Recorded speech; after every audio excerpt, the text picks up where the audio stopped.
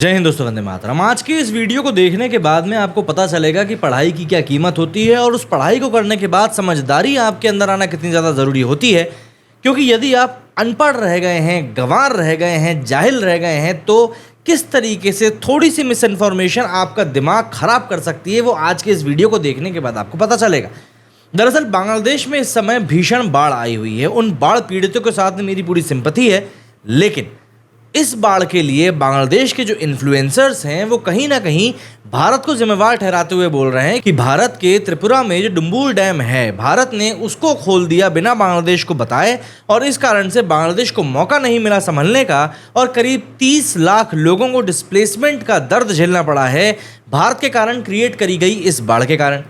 लेकिन क्या ये वाकई में सच्चाई है जो बताई जा रही है सोशल मीडिया के ऊपर? क्योंकि वैसे भी जब सोशल मीडिया के ऊपर कोई बात बताई जाती है तो उसको क्रॉस चेक कर लेना बहुत ज़रूरी होता है, क्योंकि क्या पता किसी व्यक्ति ने सिर्फ थोड़े से व्यूज़ के लिए, क्लिकबेट के लिए या अपने किसी पर्सनल प्रोपेगेंडा को फुलफिल करने के लिए आपके सामने वो मिस इन्फॉर्मेशन परोस दी हो।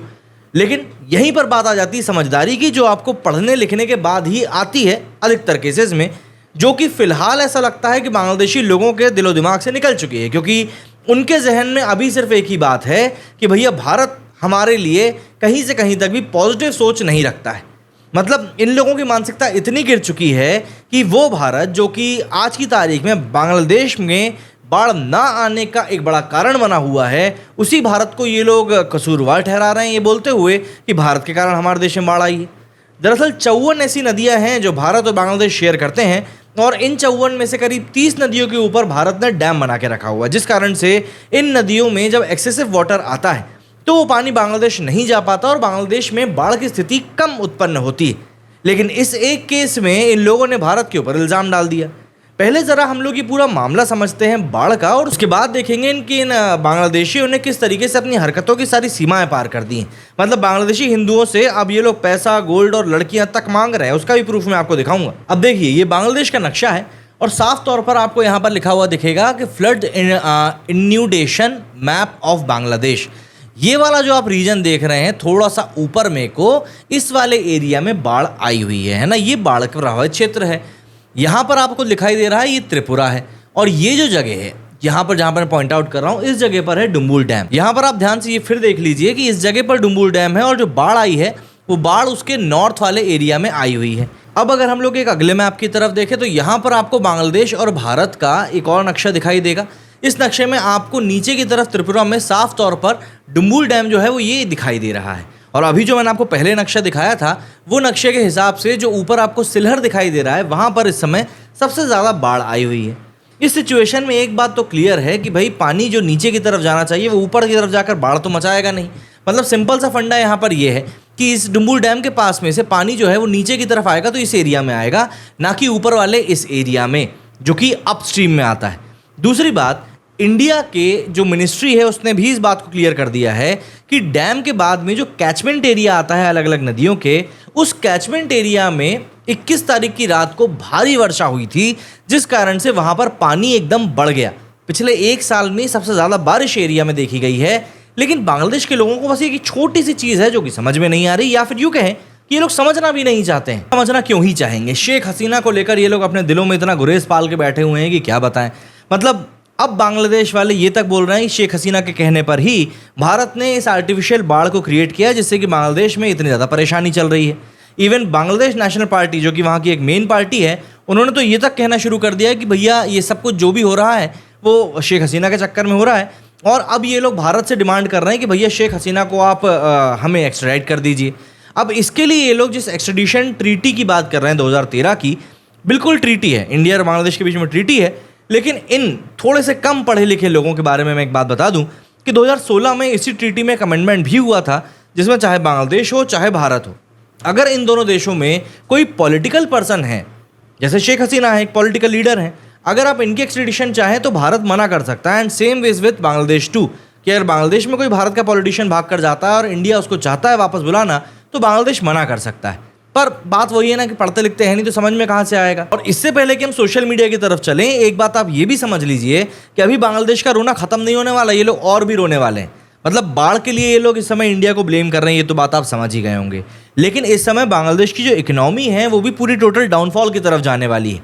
दरअसल बांग्लादेश में इस समय जो पॉलिटिकल टर्मोइल आया हुआ है, जो तख्तापलट हुआ है, इन चीज़ों से होता ये है कि जो एक मैं कहूँगा इन्वेस्टमेंट वाला जो सेक्टर होता है ना, जहाँ पर कि फॉरेन की कई सारी कंपनीज आपके देश में इन्वेस्टमेंट करती हैं, वो इसी चीज़ को देखती हैं कि आपके देश में पॉलिटिकल स्टेबिलिटी कितनी है। और अगर आपके देश में पॉलिटिकल स्टेबिलिटी नहीं है तो वो आपके देश में पैसा लगाने से कतराएंगे, क्योंकि उनको नहीं पता ना कि वहाँ पर आपके देश में कब क्या हो जाएगा। एंड बांग्लादेश की जो इकोनॉमी बूम करी है पिछले 8-10 सालों में, उनमें कहीं ना कहीं सबसे बड़ा रीज़न जो था वो टेक्सटाइल इंडस्ट्री का रहा था। टेक्सटाइल इंडस्ट्री, जहाँ पर कि ये लोग सिले हुए कपड़े बाहर एक्सपोर्ट करते हैं और बाहर की कंपनीज उसके ऊपर ठप्पा लगाकर बेच देती हैं। इसमें कई सारे बड़े बड़े ब्रांड्स भी शामिल थे। लेकिन अब समझ में ये आ रहा है कि इन ब्रांड्स ने अपने जो एग्रीमेंट्स हैं उनको ख़त्म करना शुरू कर दिया है, और इन एग्रीमेंट से ख़त्म होने के बाद इंडिया की जो टेक्सटाइल इंडस्ट्री है वो बढ़ने लगी है। तो आने वाले दिनों में अगर बांग्लादेश अपनी गिरती हुई इकोनॉमी के लिए भी भारत को ब्लेम करने लगे तो कोई चौंकने वाली बात नहीं होगी। लेकिन हाँ, बांग्लादेश के लोकल लोगों को अब ये चीज़ समझनी पड़ेगी कि आपने अपने देश में जो ये उठापटक मचाई है उससे किसी और को नुकसान नहीं होने वाला है, बल्कि सिर्फ और सिर्फ आपको ही होने वाला है, क्योंकि पर कैपिटा इनकम बांग्लादेश की ही गिरेगी, जो कि इवेंचुअली वहाँ के लोकल लोगों की ही पर कैपिटा इनकम है। और इन सब चीज़ों के बीच में मेरी नज़र पड़ती है एक दैनिक भास्कर के आर्टिकल के ऊपर, जिसकी हेडिंग मात्र से ही आपको पता चल जाएगा कि इसमें क्या है।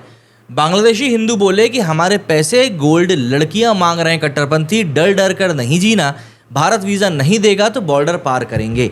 एक तरफ जहां बांग्लादेश में बैठे हुए कुछ कट्टरपंथी लोग भारत को हर एक चीज़ के लिए ब्लेम कर रहे हैं और ये बोल रहे हैं कि नहीं, बांग्लादेश तो भैया हमारे लिए बहुत सेफ है और हम हमारे हिंदुओं का भी ख्याल रख लेंगे। इस तरीके से ये लोग हिंदुओं का ख्याल रख रहे हैं। इससे भी बड़ी बात यह है कि अभी जब बांग्लादेश में पूरा प्रोटेस्ट हुआ था 5 तारीख को, तब इस्कॉन से तोड़फोड़ की काफ़ी सारी तस्वीरें निकलकर सामने आई थी और हमने देखा था किस तरीके से मूर्तियों को वहाँ पर तहस नहस किया गया था। अब जब बांग्लादेश में बाढ़ आई हुई है, आपको यकीन नहीं होगा ये बात जानकर कि वही इस्कॉन एक बार फिर से बांग्लादेश के लोगों को बिना ये देखे कि वो कौन से धर्म से हैं, कौन से संप्रदाय से हैं, कौन से मज़हब से हैं, वो उनकी मदद कर रहा है, उनको शेल्टर्स दे रहा है, उनको खाना प्रोवाइड करा रहा है। वहीं दूसरी तरफ बांग्लादेश में क्या चल रहा है, कितनी ही रिपोर्ट्स ऐसी निकलकर सामने आ रही हैं कि प्रिंसिपल्स को, टीचर्स को, इंस्ट्रक्टर्स को, जो कि हिंदू कम्युनिटी से आते हैं बांग्लादेश में, उनको ज़बरदस्ती घेर कर उनसे रिजिग्नेशंस लिए जा रहे हैं, उनकी पोस्ट को उनसे छीना जा रहा है। क्यों? शायद इसका जवाब ये कट्टरपंथी आपको दे नहीं पाएंगे, क्योंकि अगर ये लोग इतने पढ़े लिखे होते तो ये लोग ऐसी हरकतें ही नहीं करते। वो हरकतें जो कहीं ना कहीं इनके देश को एक बार फिर से बैकवर्ड डायरेक्शन में लेकर जाना शुरू कर देंगे। अरे सिंपल से बाढ़ के लॉजिक को ये लोग नहीं समझ पा रहे हैं कि बाढ़ आखिर आती कैसे है, कहाँ से है। बस खुद के रीच को बढ़ाने के लिए, खुद के एंगेजमेंट को बढ़ाने के लिए ये लोग किसी भी हद तक जाने के लिए तैयार रहते हैं और ये तक नहीं सोचते कि हमारे उस एक ट्वीट से, हमारे उस एक पोस्ट से किस प्रकार की अफवाह फैल सकती है, किस प्रकार की नेगेटिविटी फैल सकती है और दो देशों के बीच में जो पीपल टू पीपल कॉन्टैक्ट होता है वो किस तरीके से प्रभावित हो सकता है। क्योंकि इन लोगों को मतलब होता है सिर्फ और सिर्फ अपनी रीच से। सोशल मीडिया की तरफ चलते हैं और देखते हैं वहाँ पर किस तरीके से लोग रिएक्ट कर रहे हैं और क्या लिख रहे हैं, उससे भी आपको एक क्लियर समझने को मिलेगा कि वहाँ के लोगों की साइकी इस समय किस तरीके से काम कर रही है। आमिर हमजा का ये ट्वीट है, ये लिखते हैं, भाई साहब, I was on a flight from Dhaka to Chittagong, seems like whole Bangladesh is covered by water right now, never seen anything like this, India have created an artificial flood in Bangladesh by releasing water from its dams. कुछ नहीं पता इन भाई साहब को, flight में बैठे हुए हैं। ये नहीं कि फ्लाइट में बैठकर जब नीचे पानी दिखाई था तो थोड़ा सा वहाँ की वेदर फॉरकास्ट के बारे में भी बात कर लेते, जो इस समय बांग्लादेश में बाढ़ आने का एक प्रमुख कारण भी बना हुआ है। अब ये नाम तो मुझसे पढ़ा भी नहीं जा रहा है। इनका लिखना है कि in just a few days India's fake sympathy towards Bangladesh has come to the fore, several districts of Bangladesh are under water because of India open dam without any warning, may Allah protect them all. अरे भैया, थोड़ी सी ज्ञान की बातें ही कर लेते, वही काफ़ी हो जाता। सोहेल अदनान ने लिखा है कि India has created an artificial flood in Bangladesh by releasing water from its dams and you still wonder why people hate India so much. अबे अनपढ़ गवार, फिर वही बात आ जाती है। थोड़ा सा जब ये ट्वीट कर रहे थे, इतने हैशटैग ढूंढ रहे थे ट्वीट में डालने के लिए ताकि रीच बढ़ जाए, तो थोड़ा सा गूगल भी कर लिया होता, लेकिन तुमको इतना चलाना आता होता तो फिर बात ही क्या थी। Deadly floods impact thousands in Bangladesh as India opened the dam gates in the middle of the night without giving any warning in order to take revenge for the dictator Sheikh Hasina, who is key ally of India. इसके बाद लिखा हुआ है यहाँ, पिनाकी भट्टाचार्य ने लिखा है कि India has built dams on 30 और 54 rivers shared with Bangladesh, making it the largest water withdrawal in history. No international voice has been raised to oppose this injustice. Why? Is it because India is a big market for you? Will you accept whatever they do? पहली बात तो ये कि भारत एक Dumbur dam का ही मैं example ले लेता हूँ कि भारत उस डैम से जो इलेक्ट्रिसिटी जनरेट करता है, उस इलेक्ट्रिसिटी से करीब 40 मेगावाट की इलेक्ट्रिसिटी बांग्लादेश को भी मिलती है। तो ऐसा नहीं कि बांग्लादेश वहाँ पर मज़े में एंजॉय नहीं कर रहा है, उसको भी उसका फ़ायदा मिल रहा है। दूसरी बात, ये जो इतने डैम इंडिया ने बनाया ना, इन डैम्स के कारण ही बांग्लादेश में हर साल कम से कम बाढ़ नहीं आती है। लेकिन क्या है, फिर वही बात आ जाती है कि इन गंवार लोगों को समझाने से कोई मतलब नहीं है, भैंस के आगे बीन बजाने से कोई मतलब नहीं है। डॉक्टर मोहम्मद अली मानिक ने लिखा है कि it's not India, it's almighty who is punishing you for your misdeeds. Is India responsible for the unprecedented heavy rains? International community has given Bangladesh warning about the upcoming floods, but Yunus government didn't care. They were busy in vindictiveness, looting, forge. समझ जाओ आप क्या बात है, कुछ लोग तो हैं जिनको समझ में आ रहा है। जहीरुद्दीन लिखा है कि India unlawfully built up dams at the entering point of, मतलब कुछ भी जो मन में आना है वो लिख देना है ना। इसीलिए मुझको इन लोगों की बातें करने में बिल्कुल मज़ा नहीं आता, क्योंकि लॉजिकल बातें नहीं कर पाते हैं। लॉजिकल ग्राउंड पे जाएंगे बात करने के लिए तो फिर ये सिर्फ चिल्ला चोट ही करने लगेंगे आपको। लेकिन अगर समझ में आ गई ये पूरी सिचुएशन तो कमेंट सेक्शन में जाके बताइए कि क्या कहना चाहेंगे आप लोग इस बारे में। मेरे इस वीडियो में फिलहाल इतना ही। जय हिंद, जय भारत।